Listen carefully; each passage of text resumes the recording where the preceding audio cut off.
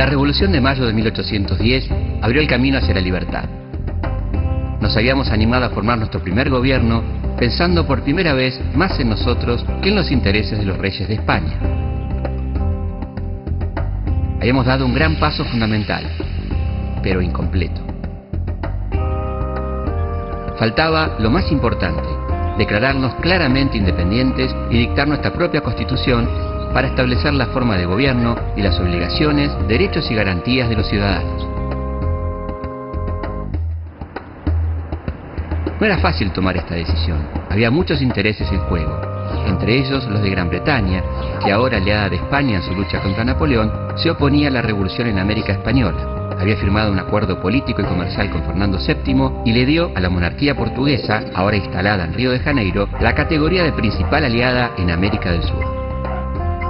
El temor a enemistarse con los ingleses, principales compradores de los productos de Buenos Aires y casi únicos proveedores de la manufactura que consumían los porteños, y la preocupación por dar una imagen que no se alejara demasiado del ideal de orden que propiciaban las monarquías europeas, marcará la política de aquellos años. Las discusiones sobre cuándo y cómo se declararía nuestra independencia comenzaron a poco de iniciada la Revolución de Mayo. Dentro de la propia Junta había diferencias profundas.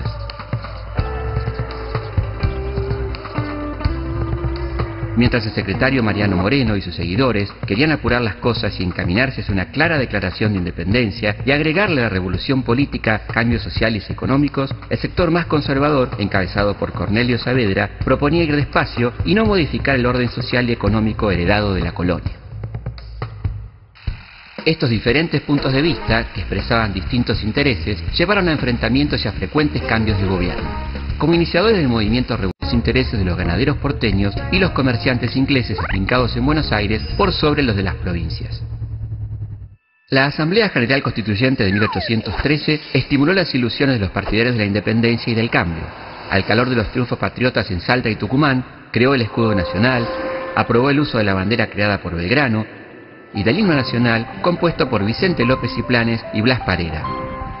Y acuñó la primera moneda, cuya reproducción puede verse en el centro de las actuales monedas de 1 peso.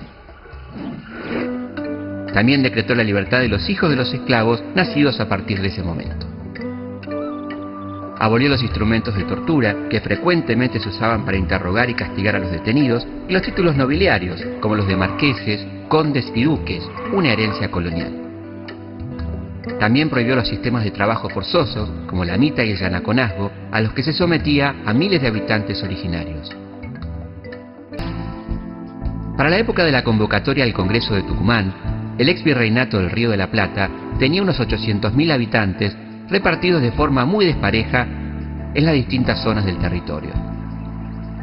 Se elegiría un diputado cada 15.000 habitantes. Esto favorecía a Buenos Aires, que tendría 7 diputados, mientras que, por ejemplo, Jujuy tendrá uno solo. La mayoría de las provincias rechazaron esta metodología electoral en la que veían una nueva maniobra al centralismo porteño, pero aceptaron enviar sus diputados al Congreso. El caudillo de la banda oriental, José Gervasio Artigas, venía resistiendo a los españoles y a los portugueses, custodiando la revolución en esa zona. Fue el primero en plantear en estas tierras las ideas republicanas de división de poderes y elección de autoridades por el voto popular, y federales que planteaban la distribución equitativa de las riquezas y el poder entre Buenos Aires y el resto de las provincias. El 24 de marzo de 1816 comenzaron las sesiones del Congreso bajo la presidencia del doctor Pedro Medrano. El primer tema que tuvo que tratar el Congreso fue el reemplazo del director supremo, Ignacio Álvarez Thomas, que había renunciado. Fue elegido para el cargo el diputado por San Luis, coronel mayor Juan Martín de Pueyrredón, que inmediatamente debió viajar a Salta para confirmar a Güemes como comandante de la frontera norte. En 1814, el director supremo Gervasio Antonio de Posadas había enviado a Manuel Belgrano y a Bernardino Rivadavia a Europa en busca de un candidato a la corona del Río de la Plata. Pero los absolutistas europeos rechazaban la instalación de cualquier forma de gobierno independiente en América, y los enviados de Buenos Aires tuvieron que regresar sin ningún rey para coronar.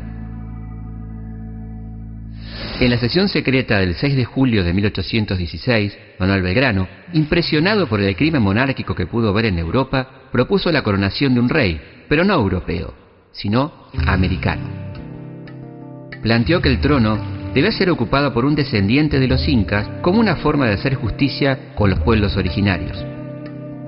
San Martín, Güemes y algunos diputados lo apoyaron, pero a la mayoría le parecía más distinguido tener como rey a algún integrante de una dinastía europea. Pero como ya dijimos, ningún príncipe europeo quería venir a reinar a estas lejanas tierras. Para los porteños, la coronación del Inca era inadmisible, entre otros motivos que hoy sonarían racistas, porque implicaba el traslado de la capital desde Buenos Aires al Alto Perú, con la consecuente pérdida para la ciudad-puerto de poder e influencias.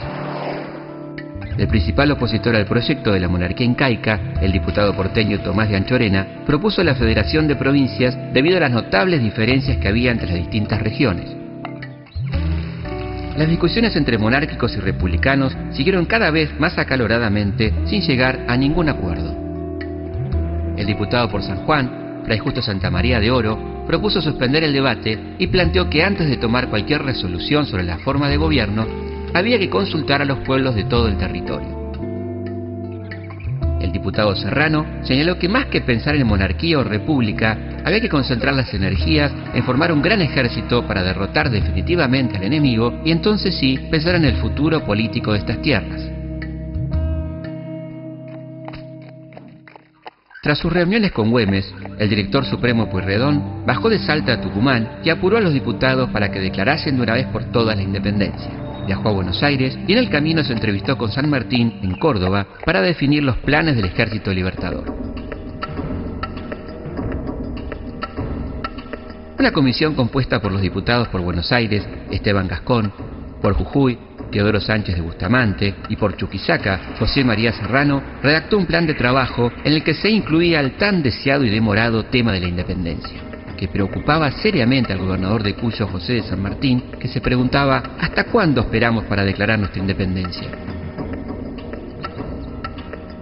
El futuro libertador de medio continente necesitaba imperiosamente que se tomara esta decisión para emprender su campaña de los Andes, sabiendo que implicaba una terminante declaración de guerra contra España.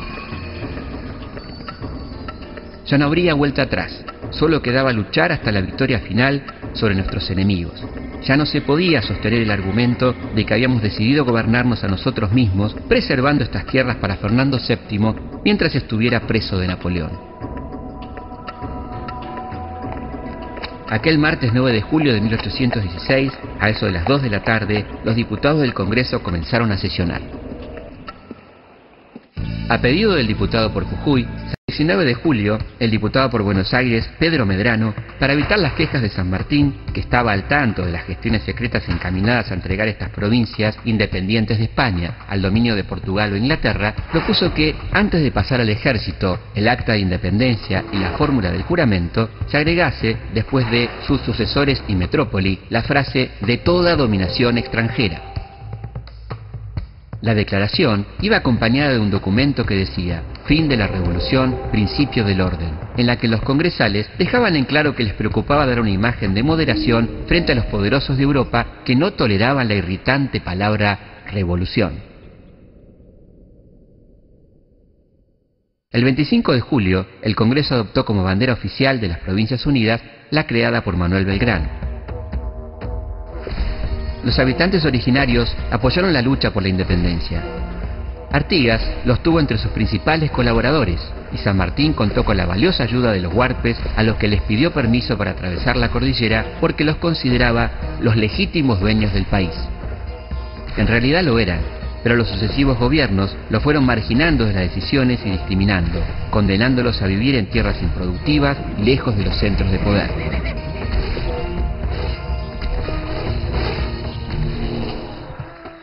El 6 de agosto de 1816, Güemes propuso la jura de la independencia al pueblo de Salta, aclarando que no era obligatorio, pero que quien estuviese en contra debía abandonar el territorio liberado y pasarse a la zona ocupada por el enemigo. La independencia fue jurada en Mendoza por el Ejército de los Andes el 8 de agosto y por el Cabildo de Buenos Aires el 13 de septiembre. Llegó a través de Belgrano una alerta de Güemes sobre el avance de un gran ejército español que amenazaba la vecina provincia de Salta. La inseguridad, junto a la necesidad del director Pueyrredón de tener cerca al Poder Legislativo, decidieron el traslado del Congreso a Buenos Aires, que se concretó el 17 de enero de 1817. Se había dado un gran paso. Tras 6 años de avances y retrocesos, de mucha lucha y sangre derramada, de fuertes debates entre decididos e indecisos y muchos cambios en el panorama internacional, se había declarado la independencia. Parecían quedar atrás los retos a Belgrano por enarbolar la bandera y a Moreno y Castelli por pretender ir demasiado lejos.